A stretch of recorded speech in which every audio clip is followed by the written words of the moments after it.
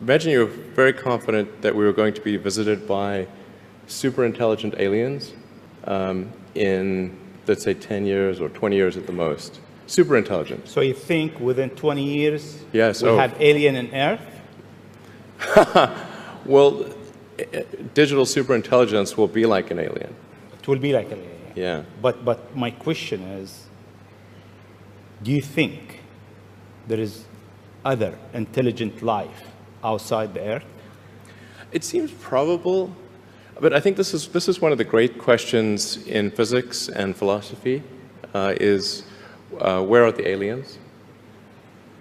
Maybe they're among us, I don't know. Some people think I'm an alien. Not true. Not true. But maybe we are alien. Of course I'd say that, maybe wouldn't we I? are alien, Ellen. I mean, if you look at this part of the world, Yeah. they believe that human beings are not from Earth. They came from somewhere else. Eve Maybe. and Adam came from somewhere else to Earth. So in a way, human being alien to this land. Do you think we'll make contact with alien within the next 50 years?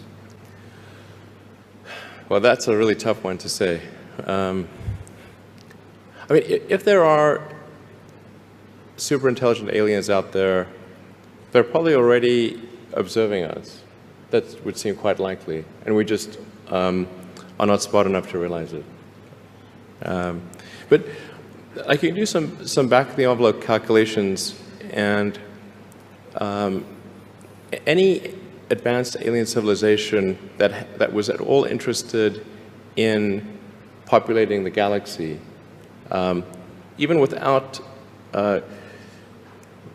exceeding the speed of light, even if you're only moving at, say, 10 or 20% of the speed of light, you could populate the entire galaxy in, let's say, 10 million years. Maybe 20 million years max. This is nothing, you know, in the grand scheme of things. First of all, congratulations. You've launched a rather unconventional payload into space, one that's generated a lot of buzz, and there's a lot of people, some of them citizen scientists, some of them they're just newbies when it comes to tracking things in space. They're going to try and track the Tesla and understand what's happening to it. You know, like that movie, Dude, Where's My Car? And other than the live webcam today, what is SpaceX going to do to interact with this community of Tesla trackers once the car leaves orbit? Do you have a plan, or are you just going to kind of wait and see what bubbles up on the internet and react to it? We don't have a plan. No plan. The battery is going to last about 12 hours from launch, roughly. And after that, it's just going to be out there in deep space for maybe millions or billions of years, who knows. Yeah, maybe discovered by some future alien race, thinking, what the heck, what were these guys doing? Did they worship this car? Why do they have a little car in the car? That'll really confuse them. So Elon, you are really quite unique, I feel, in being so interested in the long-term future of humanity. Well, I don't think I'm that unique. You have an institute. Clearly, you're interested in that too. Well, I'm quite the opposite. I'm curious, your interest in the far future of humanity, when did that begin? How did that start? Well, I think it was when my interest in the future of humanity is, I guess, as a function of reading a lot of sci-fi and philosophy as a kid, and then and just sort of thinking about, okay, what's important to do? Like, why do anything? What's the meaning of life? And you know, I came to the conclusion that what we really need to do is make sure that life continues into the future, and particularly conscious life. And in doing so, we'll be better able to understand the nature of the universe and achieve greater enlightenment. One thing I really admire about you is you don't just talk about the future of humanity, you actually start companies and do things about it. So what made you so audacious? Well, I don't really think of these things as all that audacious. they seem like natural things to do. You know, it's sort of more of a long-term optimization rather than a short-term one. Yeah, I just not that I think, you know, everyone should be doing these things, but someone needs to do them. So you know, so if I see that, well, somebody's not doing this and maybe I could be helpful, then I try to do something in that regard. Weren't there some people along the way though who told you that that's crazy to start a space company or a new electric car company or a solar company? Sure. I mean, there are lots of people that said that the likelihood of failure was extremely high, and that it was a sheer thing to do.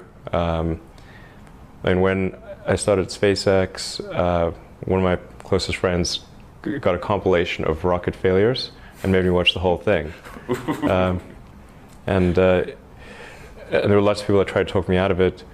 And the joke was, you know, how do you make a small fortune in the rocket business? Well, you start with a large one. And I got told that joke so many times that obviously I knew the punchline, you know, so I just tell them the punchline, and they would look at me like, "Is he serious?" Or it's like, say, "Why did you start a rocket company?" I was trying to figure out the fastest way to turn a large fortune into a small one. That seemed like a good way to go. But the thing is, like, I already thought the probability of failure was high, and that you know, with that the likelihood of success was therefore low. So this was not new information. I thought maybe SpaceX had, I don't know, 10 or 20% chance of success, and Tesla probably similar. I thought Solar City had a much higher chance of success, but probably still only, you know, I don't know, 50% or something like that.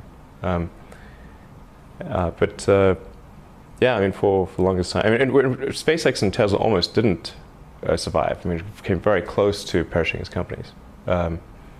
In 2008 and 2009, with the Great Recession, was an extremely close call. Looking ahead, what do you think are the technologies that are going to have the greatest impact on society? So I think there's probably five categories. Yeah. And you know, I'm not even giving a particular order, but making life multiplanetary, achieving sustainable production and consumption of energy,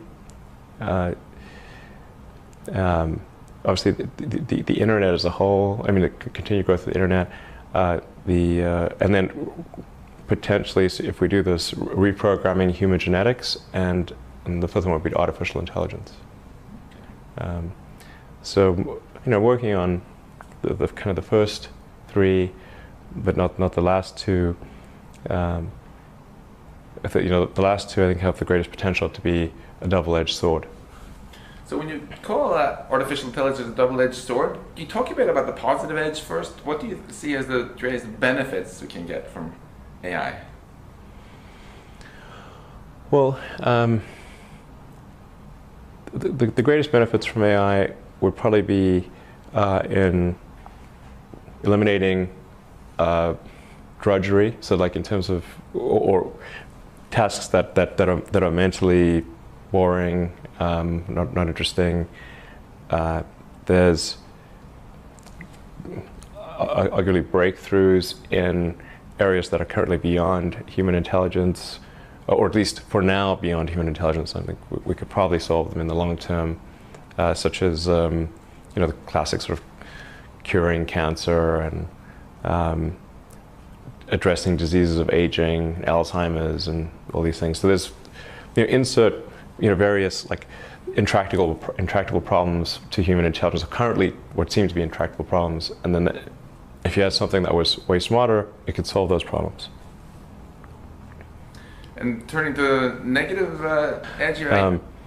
Well, I think it's best to prepare for to try to prevent a negative circumstance from occurring than to wait for it to occur and then be reactive.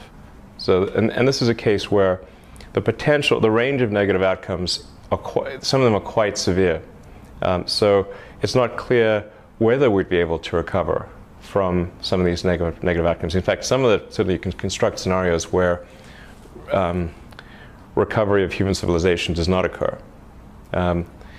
And when the risk is that severe, it seems like you should be proactive and not reactive. I'm really quite curious why you've decided to make such a large donation, because 10 million is something that really enables a massive amount of research. I don't think 10 million is a large amount of money for this subject area. It should probably be higher.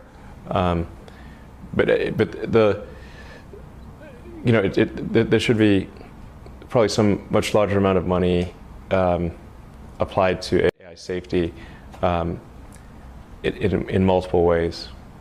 Well, I want to thank you again so much for this. It's something we really, really appreciate and are eager to do great stuff with.